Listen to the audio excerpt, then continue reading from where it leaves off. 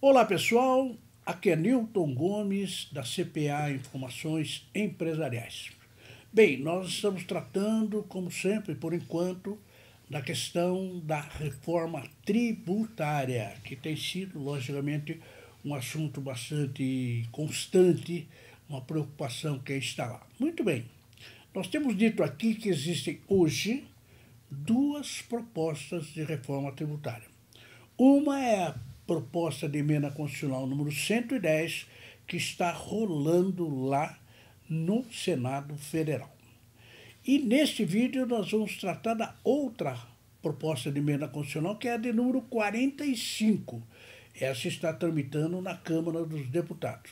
A pergunta que se faz neste vídeo aqui é o seguinte: e se a PEC 45, aquela que está na Câmara, for aprovada, como será a transição, né? Como é que a gente pula de uma situação atual, que um monte de imposto, um monte de tributos, como é que a gente sai daquela para chegar numa outra que vai ter apenas dois tributos, o IBS e o imposto seletivo, né? Então é exatamente sobre isso.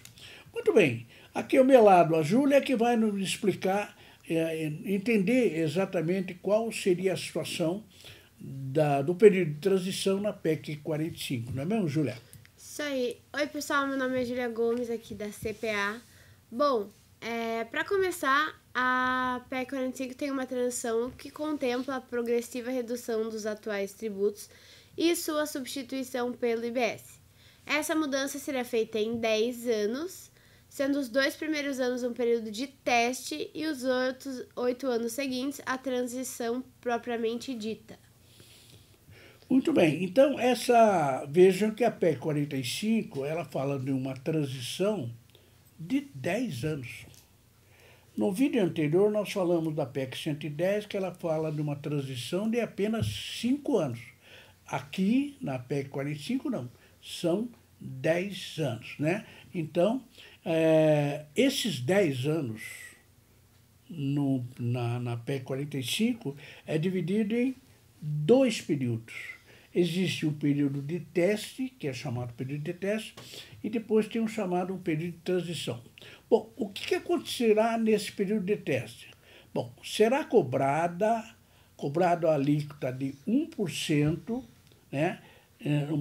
Será cobrada uma contribuição, né? E o aumento da arrecadação será compensada pela redução da COFINS, e, portanto, não afetando os estados e municípios. O objetivo desse período de teste é fazer eventuais ajustes no IBS e, além disso, conhecer o potencial de arrecadação do imposto, né? Então, na PEC 45, vejam bem, o IBS ele já entra em vigor imediatamente, logo após a publicação, etc., né? Com 1%. Ele entra com 1%. E isso vai ir dentro de um período de 2 anos. Né? E essa é o tal. Quando terminar esse período de 2 anos, aí vai começar o período de transição, né, Júlia? Isso aí. Bom, o período de transição, todas as alíquotas do ICMS, ISS, IPI, PIS e COFINS serão reduzidas em 1/8 por ano, sendo esses 5 tributos extintos no último ano. Ou seja, o modelo permite fazer a transição mantendo a carga tributária constante. Vejam bem, o mecanismo que está previsto na transição aqui da PEC 45, que é 10 anos, com um período inicial de 2 e depois 8 para complementar, ele é muito parecido com o mecanismo engendrado lá na PEC 110, né?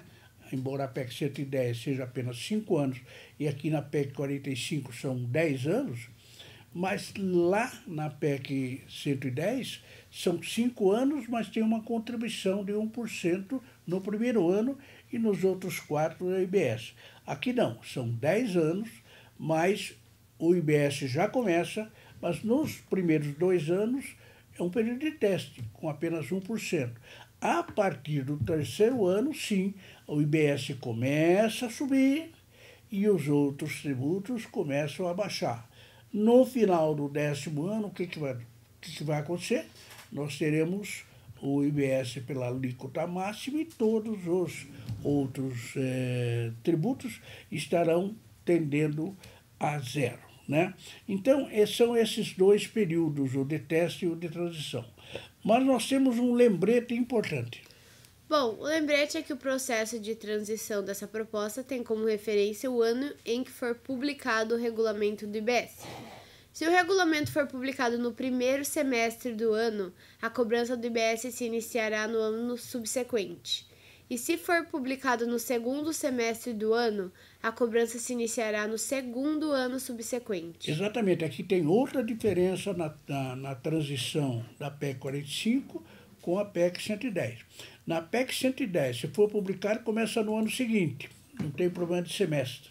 Aqui não. Aqui, se for publicado num semestre, começa no ano seguinte. Se for publicado no segundo semestre, começa só no ano subsequente, né? Tem uma pequena diferença entre essas. Muito bem, então que fique bem claro. As duas PECs, as duas propostas de emenda constitucional, como nós percebemos, tem um período de transição, o que é bom. O período de transição é bom para o contribuinte, para se acostumar com isso, para adaptar toda a sua estrutura administrativa. É bom também para a administração tributária, né, que vai ter lá os seus programas, etc. Enfim, é bom para todo mundo, para evitar erros, para fazer teste, para fazer tudo bem. A transição da PEC 45, como nós dissemos, é de 10 anos. A transição da PEC 110 é de apenas 5 anos. Muito bem, essas são as considerações importantes que nós achamos melhor fazer a respeito desse período de transição. E aí, Juliana? Bom, antes de finalizar esse vídeo, eu gostaria de lembrar para vocês, o site da CPA é netcpa.com.br. Você encontra a gente também nas nossas redes sociais, @netcpa. Não esquece de se inscrever aqui no nosso canal e ativar as notificações. Muito obrigada e até a próxima. Muito bem, nós estamos monitorando ainda a tramitação desses dois projetos, tanto no Senado como na Câmara. Então, logo tenhamos alguma novidade, nós voltaremos para acompanhar esse segmento, essa tramitação. Espero vocês nos próximos vídeos. Muito obrigado.